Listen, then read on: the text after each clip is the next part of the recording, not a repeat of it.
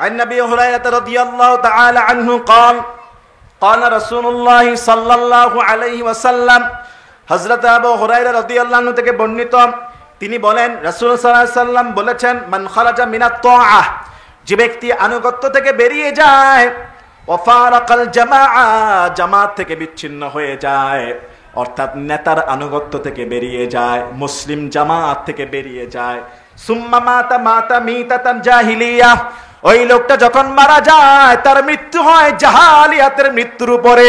যেই লোকটা মুসলমানদের দল থেকে বেরিয়ে যায়, মুসলমানদের নেতার আনুগত্য থেকে বেরিয়ে যায়, বেরিয়ে যাওয়ার পরে সে যখন মৃত্যুবরণ করে তার মৃত্যু হবে জাহালিয়াতের উপরে, বলেছেন মুহাম্মাদুর রাসূলুল্লাহ সাল্লাল্লাহু আলাইহি সাল্লাম। এজন্য মুসলিম জামাতের সঙ্গে থাকতে চাই কি চাই না? সংঘবদ্ধ হয়ে জীবন যাপন করতে চাই কি চাই না? মুসলমানদের নেতার কথা মানতে চাই কি চাই না? আপনি একা নামাজ পড়তেছেন, একা রোজা রাখতেছেন, কারো মানতেছেন না, কাউকে আপনি কোনো লিডার আপনার নাই, তাহলে এটা এমন মুসলমানের দরকার নাই। বরং আপনাকে এমন একজন লিডারের পিছনে থাকতে হবে, এমন একজন নেতার পিছনে থাকতে হবে, যেই নেতা জেল জুলুম ফাঁসিকে ভয় করে না, যেই নেতা ফাঁসির কাষ্টে ঝুলে যায় কিন্তু আল্লাহর দ্বীন কায়েমের কথা ছাড়ে না। কথা বলেন ঠিক কিনা? রাসূল সাল্লাল্লাহু আলাইহি সাল্লাম বলেছেন, ওয়া আন্নাহু মান খারাজা মিনাল জামাআহ, যে ব্যক্তি জামাত থেকে বেরিয়ে যায়, কিদা শিবিরিন, মাত্র এক বিগত, মাত্র এক বিগত কিংবা এক হাত জামাত থেকে যে ব্যক্তি বেরিয়ে যায়, ফাকাদ খালা আরিবাকাতাল ইসলামি মিন উনুকিন, সে যেন তার গলা থেকে ইসলামের রশিকে খুলে ফেললো।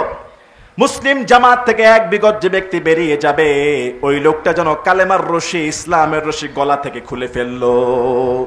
কত বড় কথা! এই জন্য ইখতিলাফ করা যাবে না, মত পার্থক্য করা যাবে না।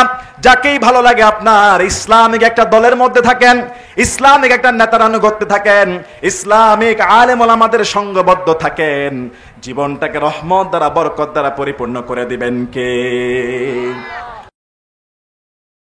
রাসূল সাল্লাল্লাহু আলাইহি সাল্লাম বলছেন, মা জালাসা কওমুন মাজলিসান ইয়াযকুরুনাল্লাহা ইল্লা হাফফাত বিহুমুল মালায়েকা, যখন কোন মজলিসে মানব মণ্ডলী যারা রয়েছে, যখন কোন মজলিসে আল্লাহকে স্মরণ করে, আল্লাহর জিকির করে, আল্লাহর কথা আলোচনা করা হয়, ইল্লা হাফফাত বিহুমুল মালায়েকা, ফেরেশতারা সেই মজলিসটাকে চতুর্দিকে ঘিরে ফেলে। শুধু তাই না, ওয়া গাশিয়াতহুমুর রাহমাহ, রহমতের চাদর দ্বারা সেই জালসা, সেই মাহফিল, সেই কোরআনের বাগানটাকে ঢেকে ফেলেন কে? এজন্য কোরআনের বাগানগুলো যখন সাজিয়ে দেওয়া হয়, কোরআনের বাগানে যখন কোরআনের পাখিরা বসে যায়, কোরআন হাদিসের কথা যখন শুরু হয়ে যায়, আল্লাহর জিকির যখন শুরু হয়ে যায়, আল্লাহর কথা যখন শুরু হয়ে যায়, ইল্লা হাফফাত বিহুমুল মালায়েকা, চতুর্দিকে ফেরেশতারা ঘিরে ফেলে।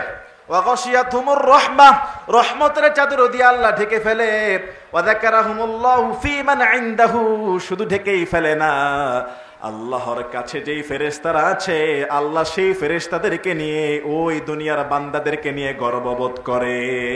সুবহানাল্লাহ! এই যে আপনারা এখানে বসে আছেন, কার কথা শোনার জন্য? কার কথা? এখানে বসে আছেন কোরআনের কথা, হাদিসের কথা, জিকির আজকার আছে না নাই?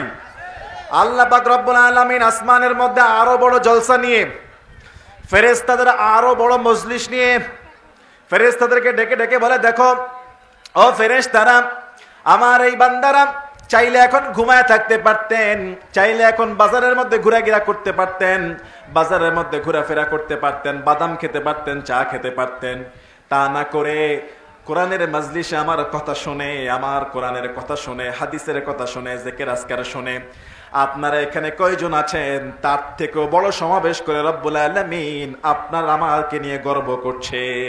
সুবহানাল্লাহ! এইজন্য কোরআনের মজলিসের মধ্যে দাম আছে না নাই? রহমত আছে না নাই? আসতে হবে। রহমত কুইক দেখবেন, রহমত সামনে আরো দেখার বাকি আছে। রাসূল সাল্লাল্লাহু আলাইহি সাল্লাম বলেছেন, যেই জাতির শাসনকর্তা থাকে, শাসনভার থেকে নারীর হাতে, সেই জাতি কখনো সফলকাম হতে পারে? ঠিকই আমরা সফলকাম হতে পারিও নাই।